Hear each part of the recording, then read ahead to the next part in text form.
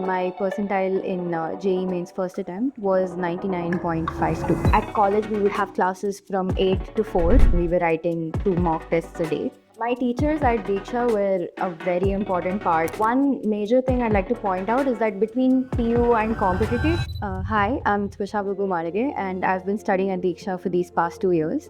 And my percentile in JEE Mains first attempt was 99.52.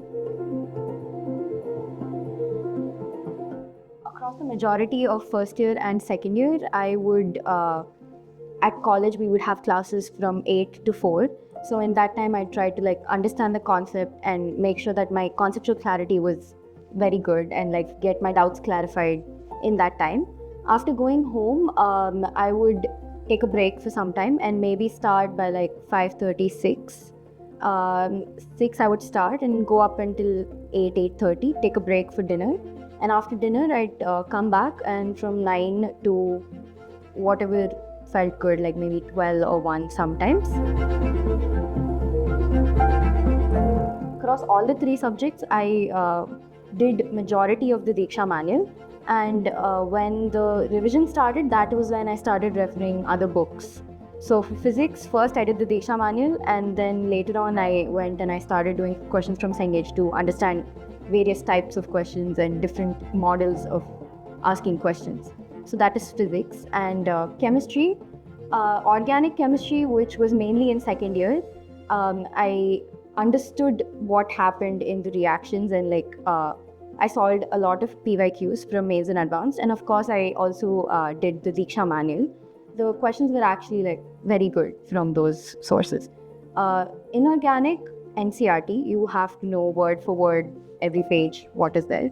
So, and yeah, you can practice questions from PYQs of Mains and Advanced as well. When it comes to physical, I used Cengage for problem solving, and conceptually I took help from my teachers and understood the concept. Mathematics was the one where it requires a lot of practice. So I started off with the Diksha manual and I tried to complete as much as possible. And later on, I would solve questions from Cengage to get a better understanding of the type of questions asked and to better the practice in that. A month before, our mock tests had started and we were writing 2 mock tests a day, sometimes 1.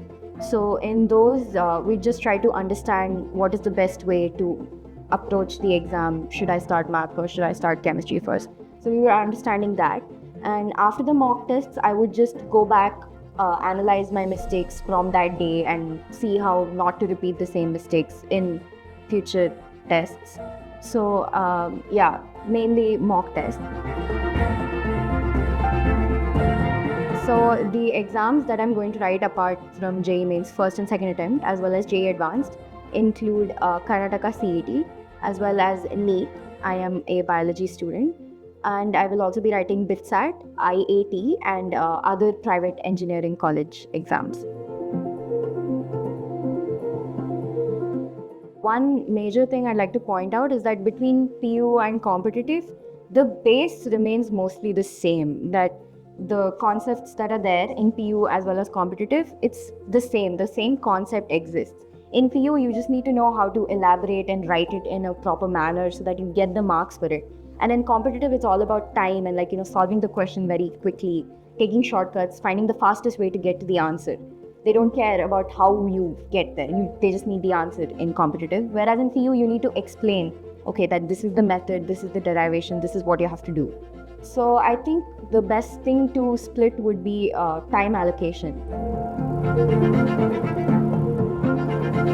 My teachers at Diksha were a very important part of my journey in JEE Mains. They explained all the concepts to me properly, and I was able to get a proper clear understanding of all the concepts from them. If I had any doubts, I would reach out to them and I would make sure that my doubt is cleared, and even if I have to go later, then I would make sure that my doubt is cleared.